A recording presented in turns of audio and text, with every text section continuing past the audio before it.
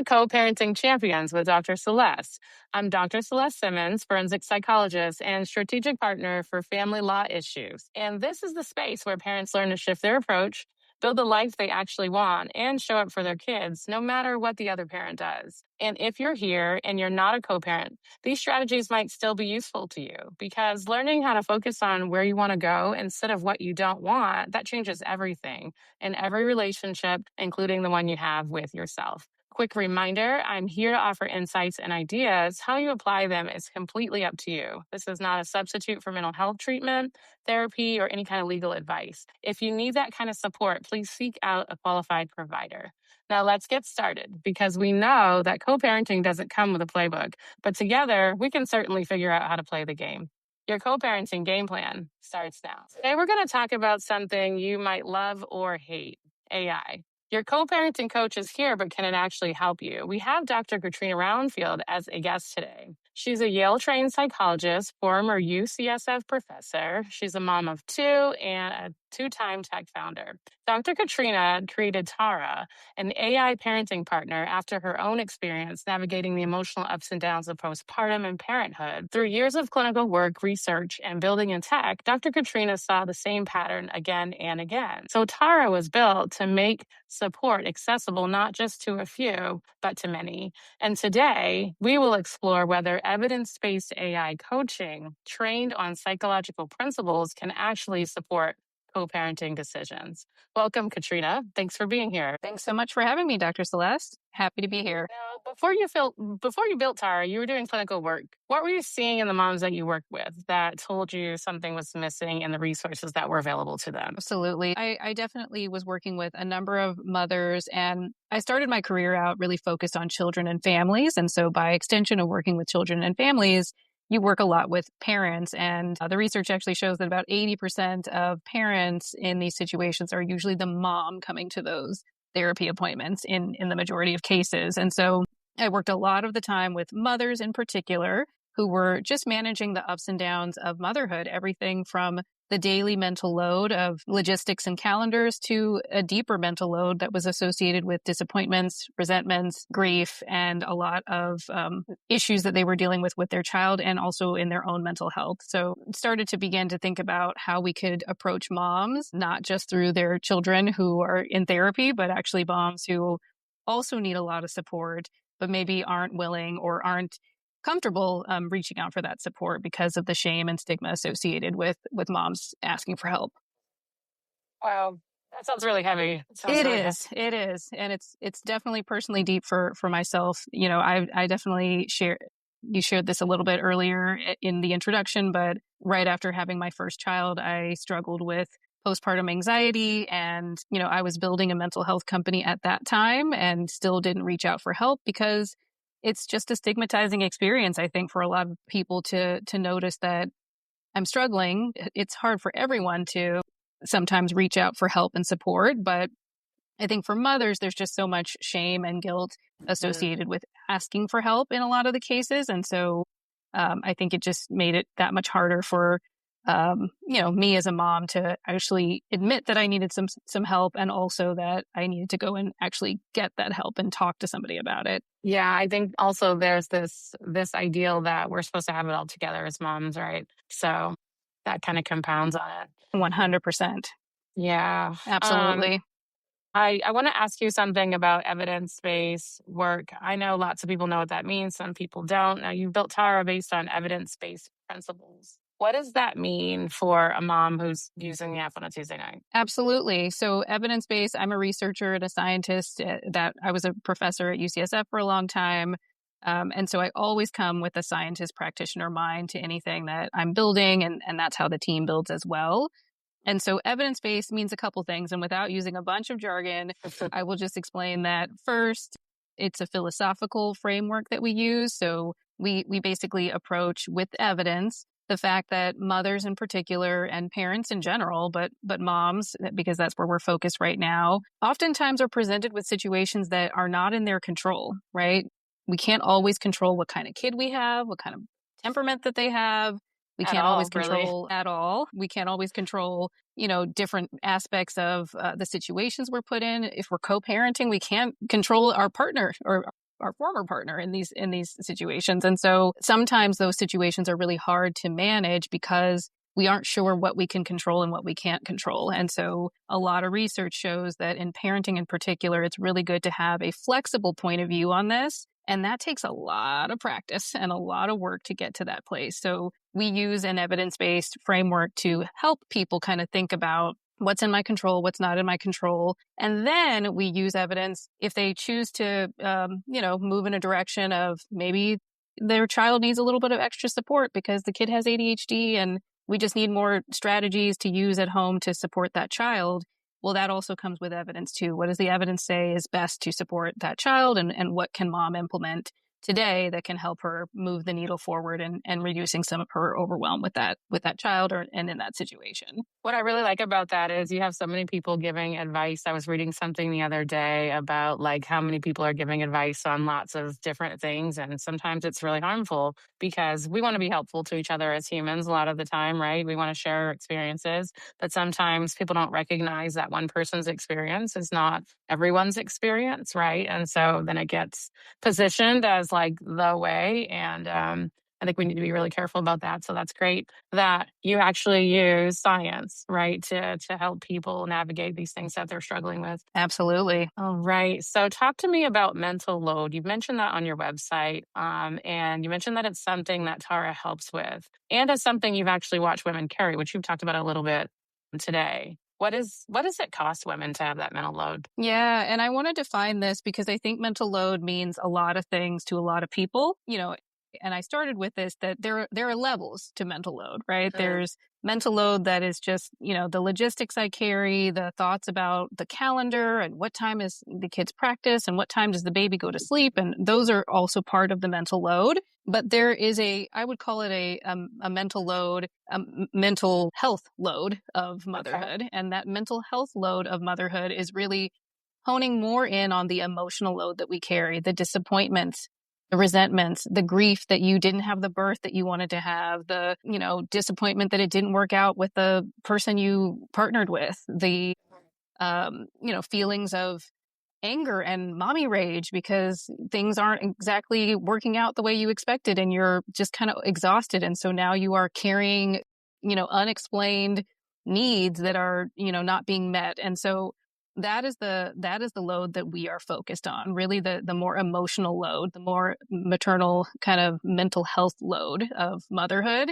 And I think that doesn't have to be clinical. I said words like resentment, disappointment. These are things that we all carry. This isn't a mental health issue Yes. in and of itself. They are emotions that are just heavy that we carry. And so I think that, why I focus a lot on mothers is that we don't have a lot of spaces to talk openly about these feelings. We don't have a lot of spaces to openly say, shameful thoughts like, sometimes I wish that I had the life that I had before my kids, or sometimes I blame myself for choosing the wrong person to have kids with. These are things that we need more spaces to talk about. We don't have a lot of spaces for that. And I think there's a soft place for that to land with Tara, which is what we built. Awesome. And then let's see. We want to talk about child development because that's a big thing, right? And you said a couple of things actually I want to touch on real quick before I ask the next question. But one of the things actually this week I talked about resentment, and I had people reflecting on resentment and just even acknowledging that it's there. So it's one thing to know that it's there and not have the space for it, but it's another to not even realize that you have it and you're carrying it, right? And that probably could So contribute true. to mental load as well. But kind of related to that, right? We all have different kids with different temperaments. You said it already, different personalities that might clash with our own at times, right? And so you have that built into your app. So how does that shape the feedback that a mom receives? Absolutely. So I think we are moving out of the era of generic advice, and there's always a place for that. I personally listen to podcasts all the time because I actually like generalized advice as well, but Tara is really for personalized guidance. And so, you can bring any scenario to it and share that you have a highly spirited child who is very extroverted and talks over you and doesn't listen to instructions, and that's the scenario. Speaking for a friend, maybe maybe me and my kid. But you might have that scenario going on, and how do I deal with that? How do I manage it? I certainly can't change the temperament of my child. I also don't have a skill set for managing this type of personality. Help me figure out how I can meet my child in the middle without, over time resenting the child that you have, which is actually what we oftentimes see in families and in parents, is that sometimes parents, over time develop resentments for their children because they're not the child that they totally have the best personality fit with. And that's not the child's fault. Obviously, we know that at an intellectual level, but psychologically, it can be really hard for parents to let go of the vision that they might have had for their child, especially if that child is very different from them or presents with child development challenges that need to be managed, and they need skill sets to manage. A lot of people don't know how to manage a kid who is, a big personality, or a kid who is struggling with a mental health condition or is developmentally different from other peers. Giving parents evidence-based tools to manage that, I think, reduces that emotional load that they're carrying and also can help them improve their relationships with their kids. So it goes back to that personal thing so people can kind of navigate whether or not, okay, is this something general that my kid is experiencing, or is this something specific to our family? Okay, Absolutely. awesome. One thing that I find important about how you've built Tara is when it reaches its limit, you said something about it referring out. How does that work? That's right. So that's the first part I want to ask. Sure. Yeah. So one thing that I believe strongly is that AI should not be here to entirely replace human connection. I think that that's not the goal. There is always a place for human connection. There's always a need for that. And I think in many cases, people just need a soft place to land to get a little bit of support, get a little bit of guidance. And that's really great for AI to take care of. However, there are cases in which, say, a person is really escalating and they even ask. I mean, we have folks on our platform who ask, this has gotten to a really difficult place for me. Are there resources you can send me to? Are there therapists that you can send me to? And Tara will actually give those recommendations if asked. And so we are just at the beginning of this stage. We are really working hard to vet our recommendations and really thinking about a localized approach to that. So we're starting kind of local and kind of thinking about who are the right vetted partners to work with and giving those partners access to the platform and allowing those partners to be recommended to moms. So we're very early days with that. I will also say that baked into the model, we have humans in the loop. We call it a human in the loop model, but they are experts. So we employ parent coaches, we employ therapists at the company. So in the event that a mom just really isn't feeling good with what the AI is telling her, because at the end of the day, it is a robot. It's a really smart robot, but sometimes moms need a little bit more reassurance than what an AI is saying. So we escalate those and flag those to our human in the loop team, who can then respond to the mom as a human. That comes up for about 10% of our users request a second opinion from a human in the loop, and we have them ready to go and respond to those moms. That's awesome. The second part of what I was going to ask you is, as a psychologist and a builder, right? Because you have both lenses. What do you feel like Tara's replaced that used to require a human, and where does it still need one? And it sounds like you're saying to get that immediate feedback, right? When they're in the moment, they can use Tara, but they can still get that through Tara if it goes beyond that. Is that right? Right. All right. That's right. I think the best way I can say it is that, the research shows that about 75% of people who need help, mothers in particular who need help, don't get the help that they need, and specifically mental health related support. So either I'm a parent who is managing a kid who has a behavioral health issue and I really need a little bit of extra help because I go and sit in my car and cry at the end of those sessions because I feel sad about it, or I'm a mom who's just struggling with depression or anxiety, and maybe it's just mild and moderate, and I just think I can handle it on my own. 75% of mothers don't get the help that they need. So Tara should be the safe place where they can come for those needs, because it's no shame, it's no guilt, it's no judgment. But it also should be a bridge to human-based services when we need to get that mom to better services or to just higher levels of care. It's a really high percentage. I did this talk like a year and a half ago, and I brought up the statistic like 9 out of 10 moms feel inadequate at some point, and 8 out of 10 Ugh. dads, right? So that means like most of us are one of them, right? And that sounds very similar. And it's also like, well, when you feel that way and you're raising kids, how do you teach them that? It's hard to teach them that when you don't have that yourself. And so I think that's really important that this tool exists so that people can get the help in the moment. It's Thank you. really, And that's I will keep that statistic for myself. That's a really concerning one. And I feel like it's probably very true. Yeah. yeah. Well, it's from Pew Research statistics. You know, they're always updating. So hopefully they've updated it since a year and a half ago when I checked it. But it's still really high, and I imagine it's probably still pretty similar. So Wow. yeah, when you said that, I was like, wow, that's just like the feelings of inadequacy. So imagine feeling inadequate and then also having these needs and not getting them addressed, and that can just compound. So, Absolutely. and then, Absolutely. we're talking about co-parenting, right? And my thought too was, well, there are some folks who are forced to get the help they need, right? Sometimes I did this post actually yesterday on LinkedIn. It was like the right intervention at the wrong time can still like set people back, right? So a lot of Uh, the folks I so see, true.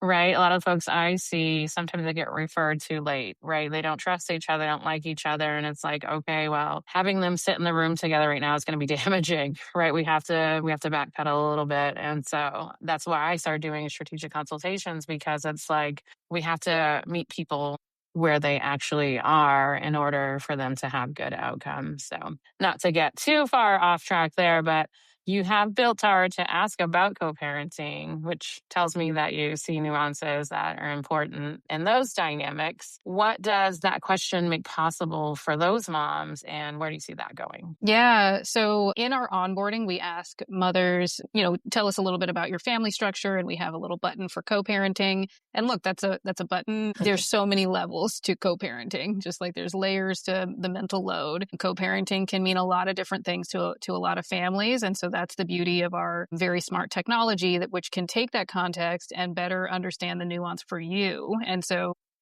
with the whatever mom brings to the platform, and shares, I'm dealing with this issue, or my ex-partner does this and it's really frustrating, or whatever the case is, our tool can understand, okay, this is a co-parenting situation. Let me check the co-parenting literature that has been loaded up by our science team and think about this person's situation with the lens of what the co-parenting literature says.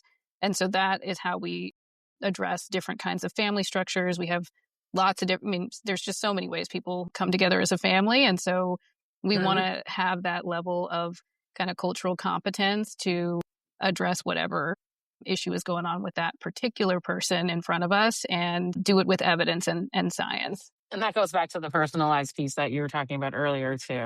That's awesome. I love that. Exactly. I love that. So there's a philosophy underneath Tara, and we're kind of talking around it, that I want to name the idea. Not everyone needs therapy, but everybody does deserve to have access to good information and real tools. I mean, you're sort of talking about that already, but how did that shape how you built Tara? Yeah, interestingly, my career started off as a community psychologist and as a community and clinical psychologist. So always with the clinical lens of supporting people who are struggling with, real concerns. But my training was community psychology lensed. And so what that means is that I worked with a lot of different types of ways of helping people. So I did everything from going into classrooms and training entire classrooms on children's anger interventions, right? Maybe that's a helpful intervention for all 30 kids at a time. And that's not therapy. That's just teaching kids skills on how to regulate their emotions and regulate their behaviors. Because we know that out of the 30 kids in the class, very few of them are ever going to, even if they need the therapy, very few of them are ever going to go to a therapist. That's just the way the statistics tell us. For a number of reasons, many people will not ever go to therapy. And I think that we are not designing enough systems to keep that in mind, that therapy is not always the best fit for every person. And also sometimes it takes time to get a person to feel comfortable to go to therapy. So one of the things that Tara is good at doing is just surfacing insights like, hey mom, could it be that part of, what's going on with your anger is, you're not getting your needs met? Do you need to talk to somebody about that? Do you need to get Mhm. something, is there a need that needs to be filled here? And are you comfortable with me making that connection? And that still, gives the agency and choice to the individual. But I think a lot of people don't always just easily get there without somebody intervening. And you're a psychologist, there's people's stages of change and stages of readiness for change. And so being able to meet them where they're at is so incredibly important. And we don't have enough tools and interventions out there that just meet people where they're at. I'm not ready for therapy yet, but I do need help. And so what do we Yes. do for those people? I love that because I feel like all the time I hear people say, "Oh, they need to go to therapy." I'm like, "Not necessarily." Or I hear people say things like, "Therapy is good for everyone," and theoretically, I get why that's true.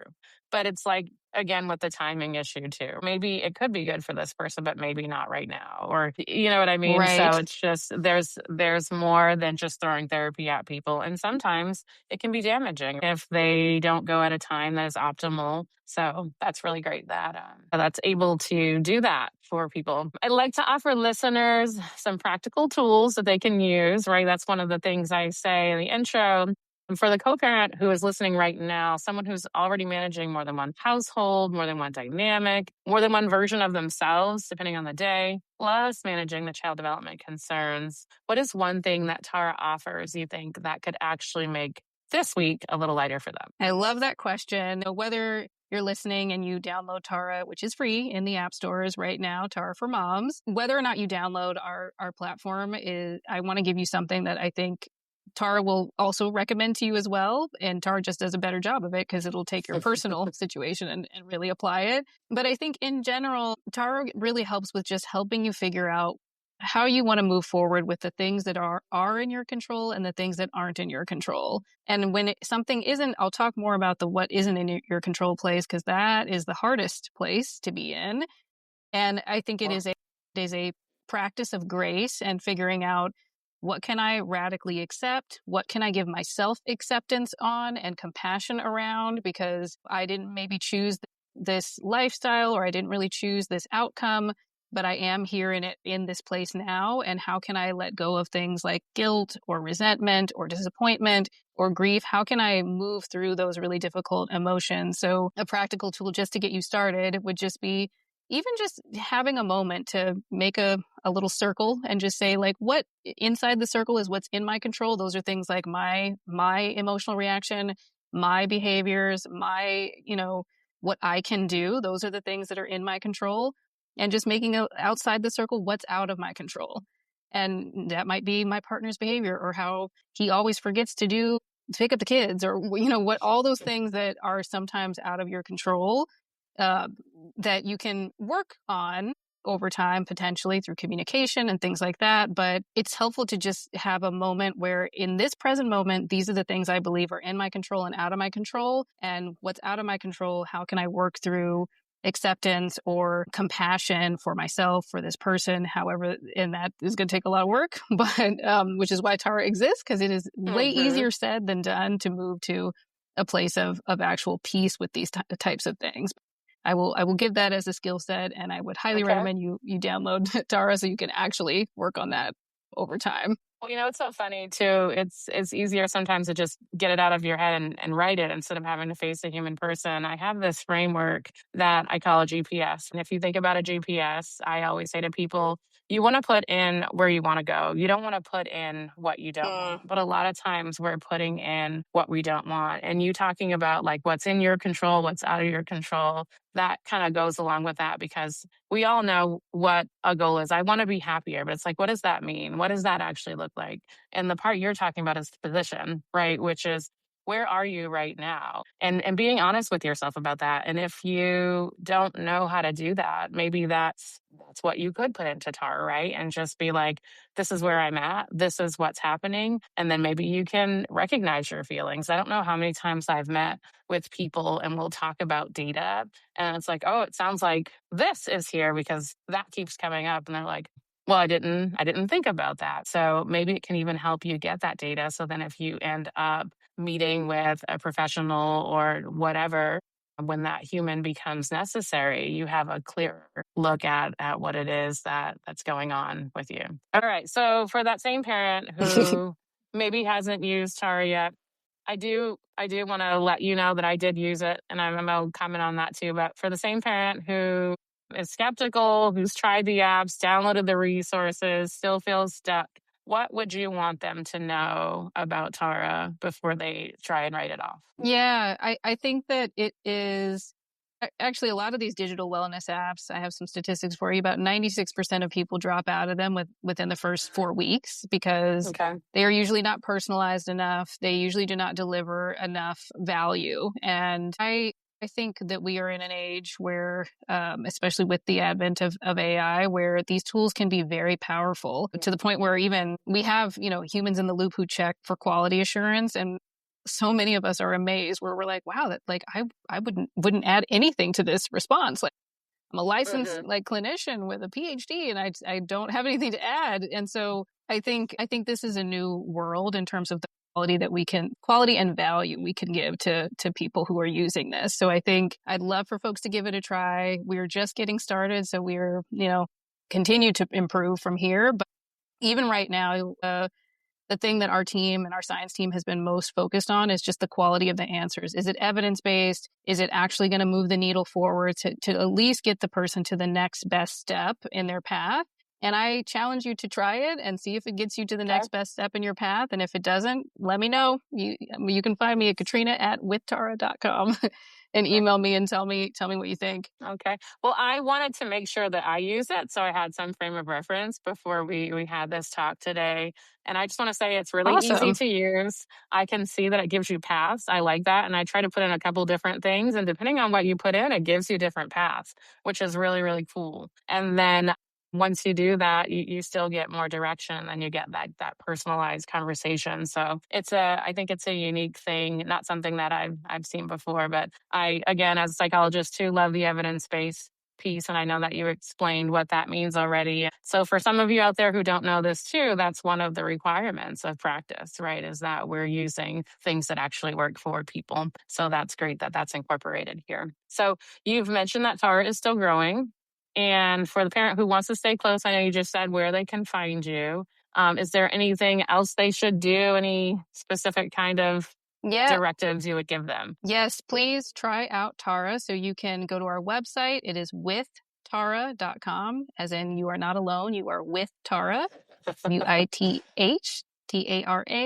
withtara.com. And you can also follow us on Instagram, which is motherhood with Tara, motherhood.withtara on Instagram as well. So you can follow the journey there. You can go to our website to check us out. And our app is free in the App Store. It's called Tara for Moms, but you can also access it for free as well from our website. Awesome. I'll make sure I put that in the show notes so people who are online can see it, can just click and find you. All right. Wonderful. Thank you for being here today. I really appreciate it. Thank you so much, Dr. Celeste. This was really fun. Yeah, it was a good discussion. Again, I know people are back and forth about AI and how to use it. And so it's a personal decision. You get to decide today what you're going to do. But if today's episode did resonate with you, share it with someone who needs it and subscribe so that you never miss a practical tool that can actually change the trajectory of your life. And if you're ready to take the next step, you can grab the free co-parenting reality check. The link is in the show notes along with Dr. Katrina's information. It'll be a great place to start looking at where you are in your co-parenting journey. And if you're ready to go deeper than that, the proximity audit is also in the show notes. It will show you exactly where to start. If you've already downloaded the apps, you've read the articles, you've tried to figure out things on your own, and you're still not sure if any of this is moving you forward, that is not a resources problem. The link to work with me is directly in the show notes. Next time, I'll be back with more tips and tools to help you show up as a true co-parenting champion, because we know co-parenting doesn't come with a playbook, but together we can certainly figure out how to play the game. Your co-parenting game plan starts now.